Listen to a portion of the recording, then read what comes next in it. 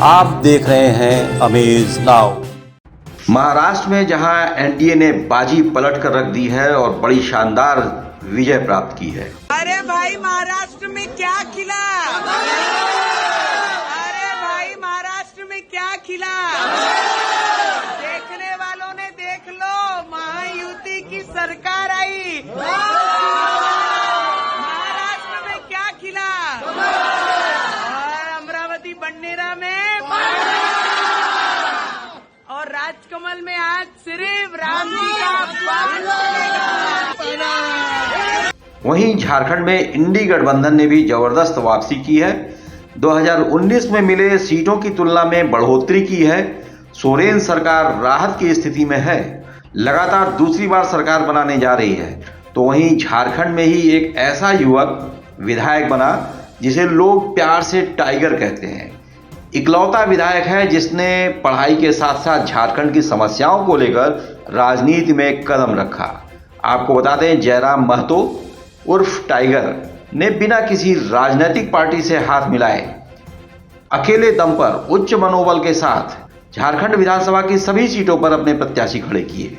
यह अलग बात है कि JLKM झारखंड लोकतांत्रिक क्रांतिकारी मोर्चा के अन्य किसी प्रत्याशी को जीत नसीब नहीं हुई और अकेले जयराम टाइगर ने सक्रिय राजनीति में कदम रखा है।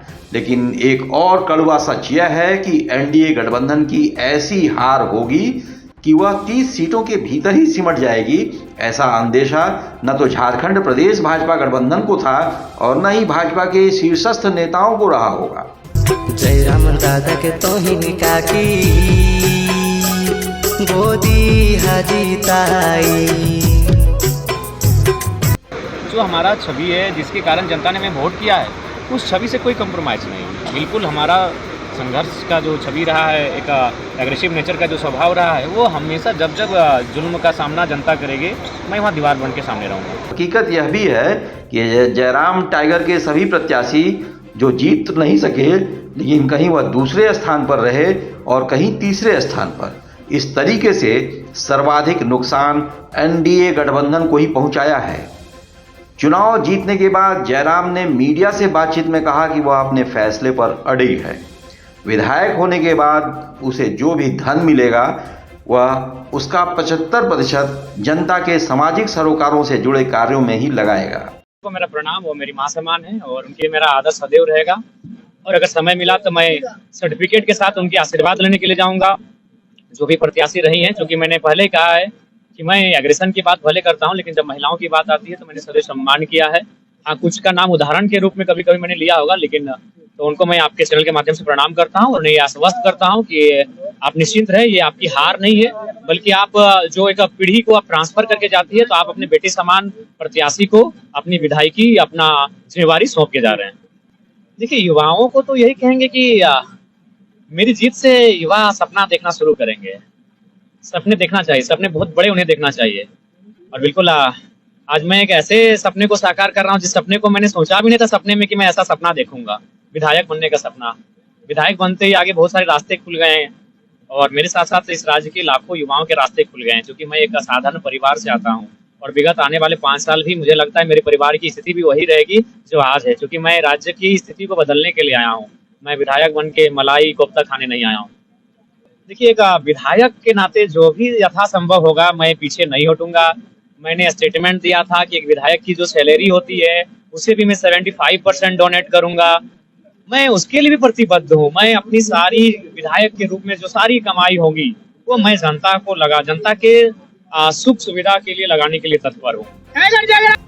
जयराम की राजनीति किस तरफ रुख करेगी, सत्ता पक्ष की ओर या फिर एनडीए की ओर, यह तो समय बताएगा। लेकिन चुनाव से ठीक पहले अमेज नाउ से एक बातचीत में भाजपा से अपनी नाराजगी को भी उन्होंने प्रदर्शित किया था। जयराम क्या कहना था कि दिल्ली से बैठकर झारखंड की राजनीति नहीं होगी। देखिए, सबसे पहली बात है, जहाँ तक भारतीय जनता पार्टी रही है, दिल्ली में बैठ कर झारखंड को देखती है। वो दिल्ली के लाल किले से बैठकर अगर धनबाद, बोकारो और रांची के खनिजों को देखेंगे, यहाँ के लोगों के बारे जानने का प्रयास करेंगे, तो शायद उन्हें एक अच्छा सकारात्मक रिपोर्ट उन्हें नहीं जाएगी उन तक। तो इसलिए मेरा मानना है वो अगर झारखंड में आकर झारखंड को देखें तो बीजेपी या कांग्रेस किसी से किसी को परहेज नहीं होगा, लेकिन वो दिल्ली के स्टाइल में देखते हैं। उदाहरण के लिए देखिए, अभी उड़ीसा में चुनाव होता है, बीजेपी बस एक मुद्दे से चुनाव को जीत जाती है, पांडियन गो बैक। पांडियन तमिलनाडु के थे, वह पटनायक जी का उत्तराधिकारी बनने वाले थे, लेकिन बीजेपी वह नारा देती है कि भाई तमिलनाडु का आदमी उड़ीसा में नहीं चलेगा। जबकि यही बीजेपी झारखंड में क्या करती है, छत्तीसगढ़ के रघुवर दास जी को यहाँ मुख्यमंत्री बनाती है। तमाम जो यहीं जो वर्तमान अभी सांसद है संजय सेठ, जिनको राज्य मंत्री बनाया गया, ये हरियाणा या राजस्थान के हैं।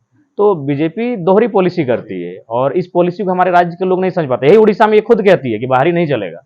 यही बीजेपी उड़ीसा में जाके कहती है बाहरी नहीं चलेगा।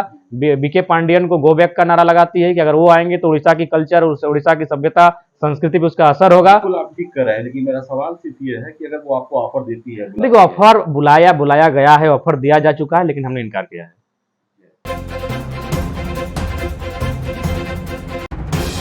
बने रहिए अमेज नाउ के साथ।